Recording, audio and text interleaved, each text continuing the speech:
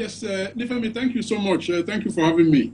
All right, just a minor observation. You know, you watch that report, you see a funeral service with foreign dignitaries, including the US, German, and French ambassadors, and then hundreds of people shouting, "We're not afraid."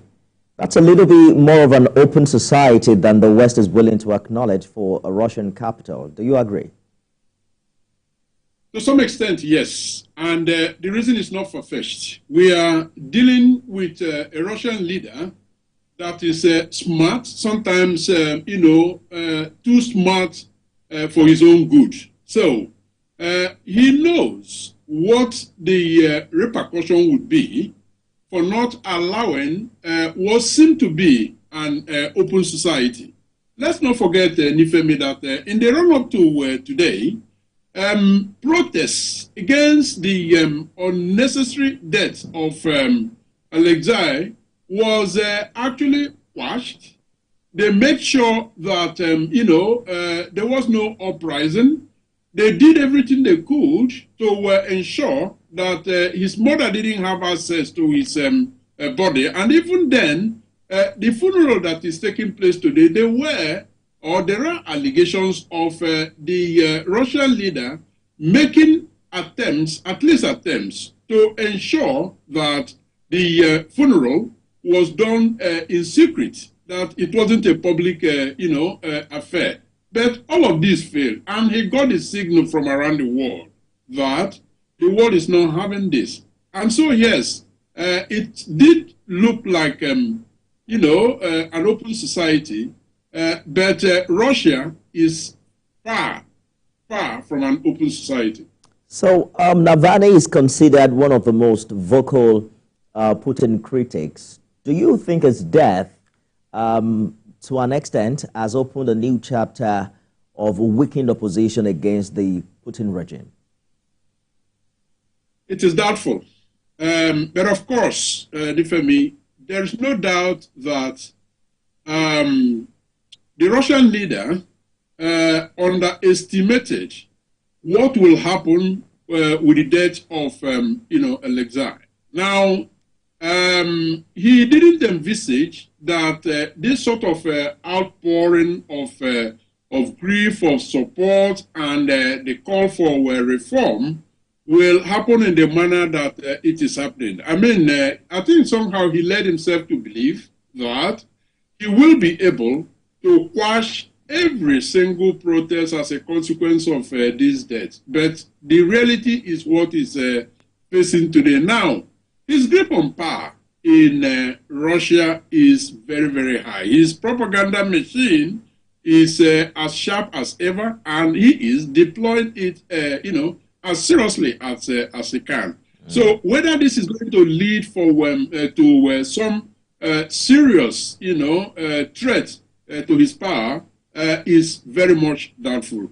It's a little bit hard to tell whether, his funeral attracted an overwhelming support of the people based on the visuals that we're looking at when you compare it to March 2015 when thousands lined up the streets, of Moscow to pay homage to the slain opposition politician Boris Nemtsov. But a lot have been said about Navalny's courage and resilience when you consider his decision to return to Russia when it was obvious that he was going to be incarcerated.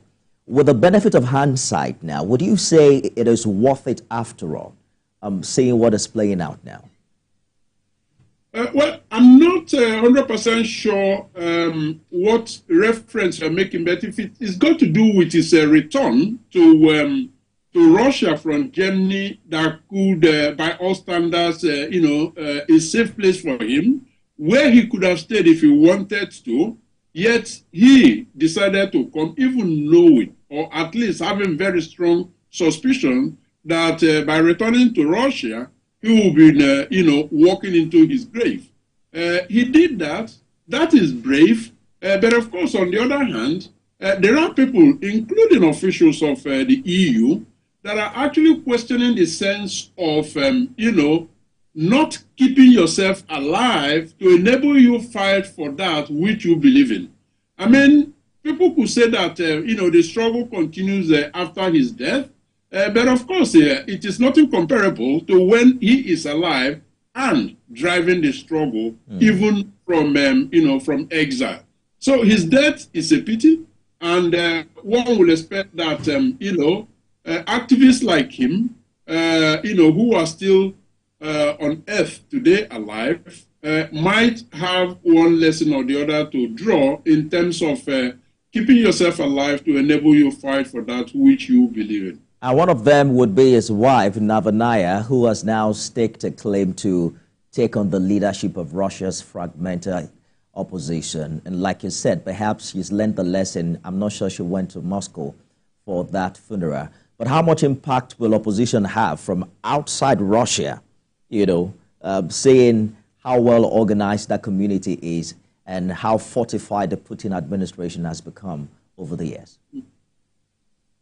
Well, opposition from outside Russia will not only just begin, it has always been there, but they have had very, very marginal, if at all, any effect, on Russian politics, particularly the way and manner in which Vladimir Putin has actually seized power and has kept power to himself perhaps until, 1935.